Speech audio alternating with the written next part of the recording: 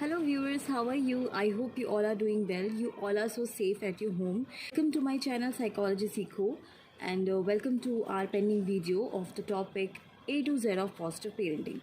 So today I'm going to talk about G and H of positive parenting. So what G stands for? Let's come to the point without wasting any time. What G stands for? Give your child authority.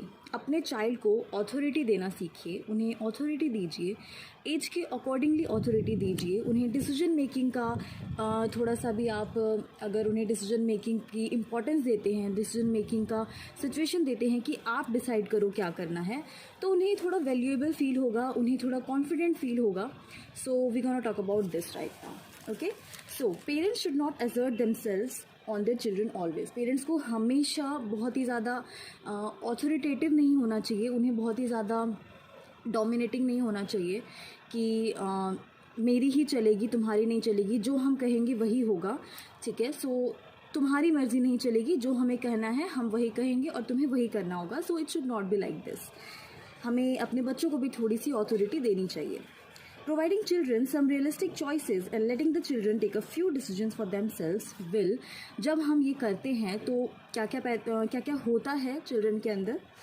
Give them a sense of security. हम उन्हें एक sense of security दे रहे होते हैं कि तुम्हारी भी एक इम्पॉर्टेंस है.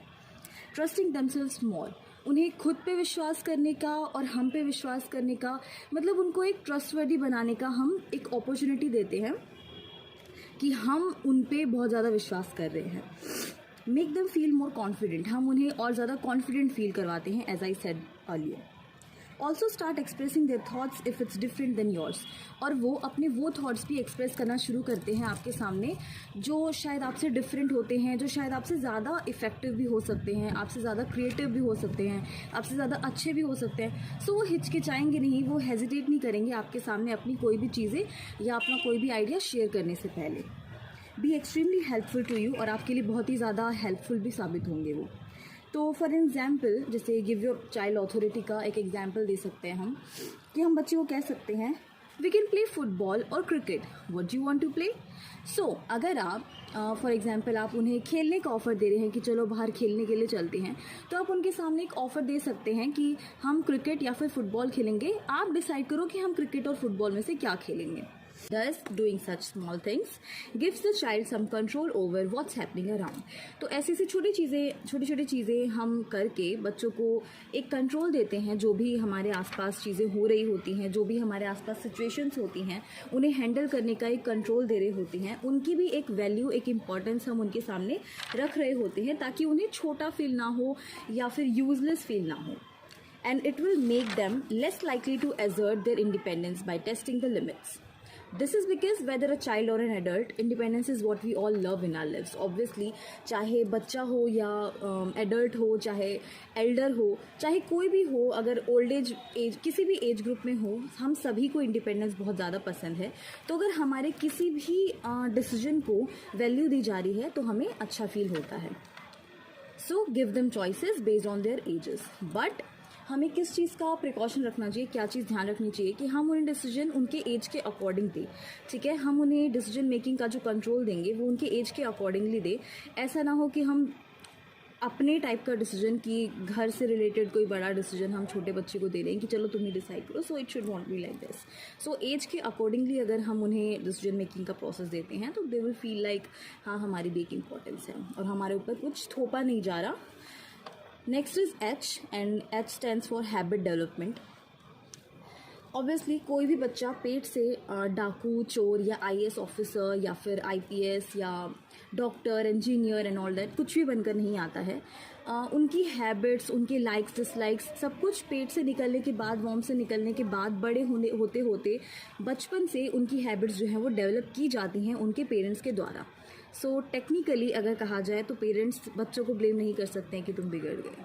इट्स ऑल अबाउट देयर परवरिश, जो कि चाहे वो उनका सराउंडिंग में कोई भी हो, चाहे वो उनके पेरेंट्स हों, चाहे वो उनके केयर टेकर हों, चाहे वो उनके फॉस्टर केयर वाले हों, चाहे वो उनकी मेड हो, चाहे जो भी हो, उनके सराउंडिंग्स में वो देखते हैं जो भी, वही सीखते हैं, वही फॉलो करते हैं.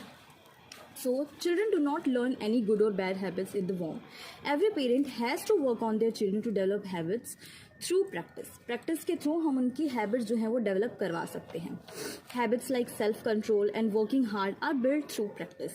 जैसे कि खुद पे कंट्रोल रखना, चाहे खुद के इमोशनल कंट्रोल्स हो, चाहे खुद का एंगर कंट्रोल हो, एंगर मैनेजमेंट हो, चाहे खुद के किसी भी चीज़ का कंट्रोल, सेल्फ कंट्रोल, बस खुद पे कंट्रोल होना चाहिए।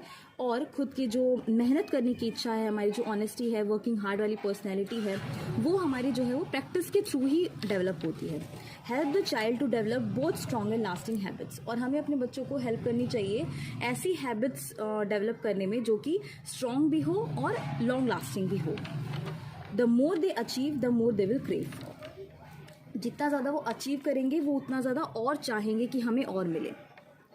When children work hard and get good results, they will want to work harder next time. Obviously, अगर हम भी किसी चीज़ में मेहनत करते हैं और हमें अगर पॉजिटिव रिस्पॉन्स मिलता है तो हम चाहते हैं इसमें हम और मेहनत करें, और हमें और ज़्यादा क्रेव हो जाती है उस चीज़ की, और ज़्यादा इच्छा हो जाती है उस चीज़ की, और ज़्यादा लालच हो जाती है उस सक्सेस की कि हमें दोबारा मिलेगा, और हम उसके लिए मेहनत करते हैं और हमें अचीव करते हैं हम वो चीज़, वो सक्सेस।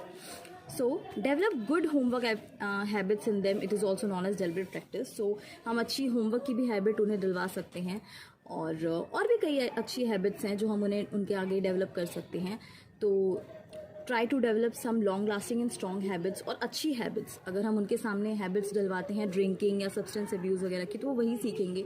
उनके सामने अगर हम पढ़ने की आदत डलवाते हैं तो वो वही सीखेंगे। सो जो भी हम लॉन्ग लास्टिंग हैबिट, जो भी स्ट्रॉन्ग हैबिट्स उनके सामने डलवाएंगे या वीक भी डलवाएंगे जो कि नहीं डलवानी चाहिए, तो वही हैबिट्स उनकी आगे परस्यू होगी। सो हमें उनकी हैबिट डेवलपमेंट पे भी ध्यान देना चाहिए। So these were G and H of positive parenting. That's it for today. We will discuss I and J of positive parenting in our next video. Thank you so much.